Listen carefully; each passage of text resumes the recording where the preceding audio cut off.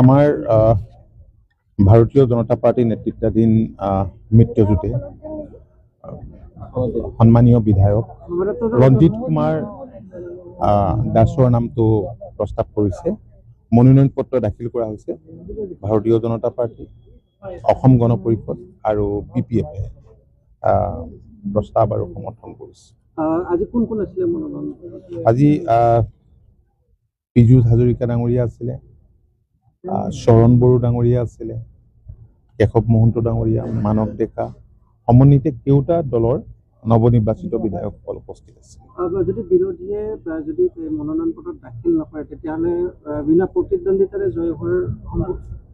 নিশ্চয় নিশ্চয়। আৰু কালিতো আপোনালোকে জানে যে 126 জন ষষ্ঠদশ বিধানসভাৰ বাবে নৱনিৰ্বাচিত বিধায়কসকলে পোনপ্ৰথমে শপত ল'ব।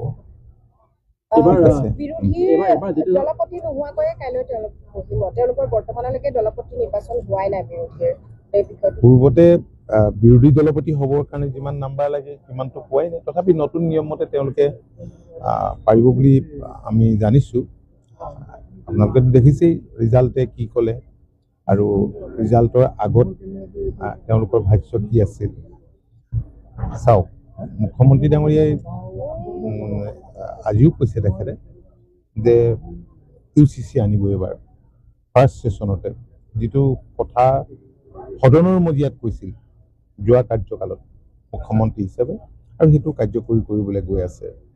গভৰ্ণৰ স্পীচটো থাকিবই, তাৰ ওপৰত আলোচনা হ'ব, বাকী শপত গ্ৰহণ আৰু অন্যান্য যদি কিবা বিল আহে সেইখিনি আজি গধূলি কেবিনেট বৈঠকো অনুষ্ঠিত হ'ব, তাৰপিছত ক'ব পৰা যাব।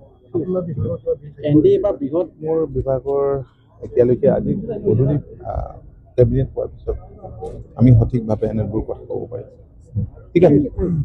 এবাৰ বৃহৎ ব্যৱধানত জয়লাভ কৰিছে, এক বৃহৎ সংখ্যক আসন লৈ আপোনালোক আহিছে আৰু ষষ্ঠদশ বিধানসভা অধিৱেশনে অসমৰ কাৰণে কেনেকুৱা ধৰণৰ আশাৰ বতৰা এইবাৰ ঘূৰাই আনিব বুলি আশা কৰে, আৰু কাইলৈৰ পৰা যিটো এছেম্বলি ষ্টাৰ্ট হ'ব ইয়াক লৈ কেনেকুৱা ধৰণৰ আশা কৰে? চাওক, অসমৰ জনসাধাৰণৰ বহুত বেছি আশা এইবাৰ, কাৰণ স্বাধীনতাৰ পিছত কোনো এখন চৰকাৰ গঠন কৰোঁতে এনেকুৱা জনাদেশ অসমৰ মানুহে দিয়া নাই।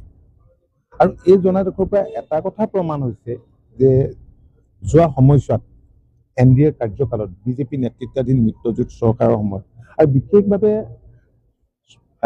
লাষ্ট টাৰ্মটোত 21ৰ পৰা 26লৈকে মুখ্যমন্ত্ৰী ডক্টৰ হিমন্ত বিশ্ব শৰ্মা ডাঙৰীয়াৰ নেতৃত্বত যিমানখিনি কাম হ'ল ৰাজ্যখনৰ উন্নয়ন আৰু বিকাশৰ কাৰণে, সেইবাবে হয়তো অসমৰ জনসাধাৰণে এনে জনাদেশ দিছে। আমাৰ ধাৰণা এক্সপেক্টেশ্যনটো খুব বেছি হ'লে আমি সেইমতে কাম কৰিব লাগিব, আৰু জনাদেশটোৱে আমাক আমাৰ প্ৰতিজনকে অধিক দায়বদ্ধ কৰি তুলিছে, সাহস দিছে, শক্তি দিছে, আৰু আমি নিশ্চিত যে মাননীয় মুখ্যমন্ত্ৰী ডক্টৰ হিমন্ত বিশ্ব শৰ্মা ডাঙৰীয়াৰ দক্ষ আৰু গতিশীল নেতৃত্বত পূৰ্বতকৈও অধিক দ্ৰুত গতিৰে ৰাজ্যখনক বিকাশৰ দিশে ধাৱমান কৰিবলৈ মূল্য বৃদ্ধিটো সমস্যাটো আমাৰেই নহয়। আজি পেট্ৰল ডিজেলৰ দাম আজি বাহিৰত কি হৈছে আপোনালোকে সকলোৱে গম পাইছে, আৰু বাকী খুচুৰা বিক্ৰেতাসকল আজি শাক পাচলি বা অন্যান্য বস্তুৰ যিদৰে দাম বৃদ্ধি কৰিছে, মুখ্যমন্ত্ৰীয়ে এই ক্ষেত্ৰত আৰম্ভণিতেই কঠোৰ হৈছে। যাৱতীয় নিৰ্দেশনা ইতিমধ্যে বিষয়াসকলক দিছে, আৰু ইতিমধ্যে তাৰ বাবে নিয়ন্ত্ৰণ কৰিবৰ কাৰণে যি ধৰণে বৃদ্ধি পাইছে যাৱতীয় ব্যৱস্থা আমাৰ চৰকাৰখনে গ্ৰহণ কৰিছে। সেইখিনিতো আমি সকলোৱে কৰি আছো। আমি এইকেইটা দিন আমি মানি চালি ব্যয় সংকোচন নীতিয়েতো পৰিয়ালবিলাককো সহায় কৰিব। আমাৰ মন্ত্ৰী বিধায়ক বা জনপ্ৰতিনিধি অন্যান্য যিবিলাক আছে সকলোৱে যদি মানি চলো, স্বাভাৱিকতে ব্যয় সংকুচিত হ'বই। ঠিক আছে, থেংক ইউ। আপোনাৰ লগত আছে আৰু সেই বিভাগৰ পৰাই ৰাজ্যখনে বৃহৎ সংখ্যক ৰাজহ সংগ্ৰহ কৰিবলৈ সক্ষম হয়। এইবাৰ বিভিন্ন ক্ষেত্ৰত দাম বৃদ্ধি বা বিভিন্ন ধৰণৰ বিষয় এইসমূহক লৈ আজি আলোচনাৰ সম্ভাৱনা আছে নেকি কেবিনেটত? সেইটো বহুত খবৰ পায় আপোনালোকে? চাওক, এতিয়ালৈকে এজেণ্ডাখিনি আমি পোৱা নাই, গতিকে সেই সম্পৰ্কে মই আগতীয়াকৈ